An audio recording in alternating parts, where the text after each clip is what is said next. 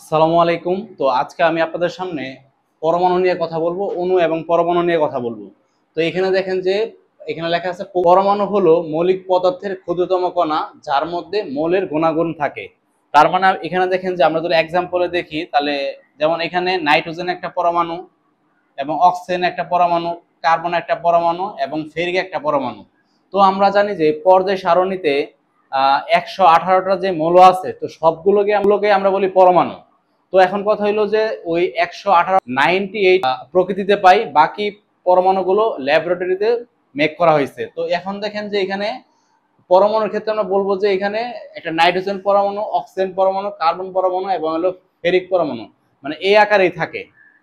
ওকে।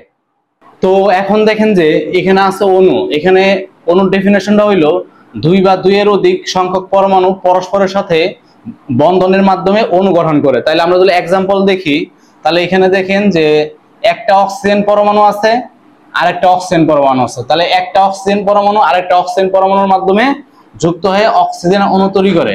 আবার একটা নাইট্রোজেন পরমাণু আর একটা নাইট্রোজেন পরমাণুর সাথে যুক্ত হয়ে এখানে নাইট্রোজেন অণু তৈরি করে। তো এটা হলো অক্সিজেন অণু, এটাকে বলা হয় নাইট্রোজেন অণু। তো আবার আরেকটা ব্যাপার হলো যে অণুকে দুই ভাগে ভাগ করা যায়। তাহলে কি কি ভাগে ভাগ করা যায় একটু দেখি আমরা। তো দেখেন, অণুকে দুই ভাগে ভাগ করা যায়।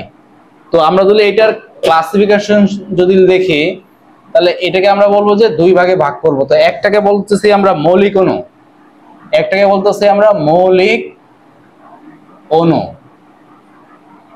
আর আরেকটাকে বলতেছি আমরা যৌগিক অণু, যৌগিক অণু। তো এখন দেখেন যে মৌলিক অণুটা কি। মৌলিক অণুটা হইলো যে এখানে আমরা একটা অক্সিজেন পরমাণু এবং একটা অক্সিজেন পরমাণুর সাথে যুক্ত এখানে কি তৈরি হলো, অক্সিজেন অণু। এটাকে বলতেছি আমরা, এখানে যে অক্সিজেন অণুটা তৈরি হলো এটা হইলো মৌলিক অণু। তাহলে যৌগিক অণু কোনটা?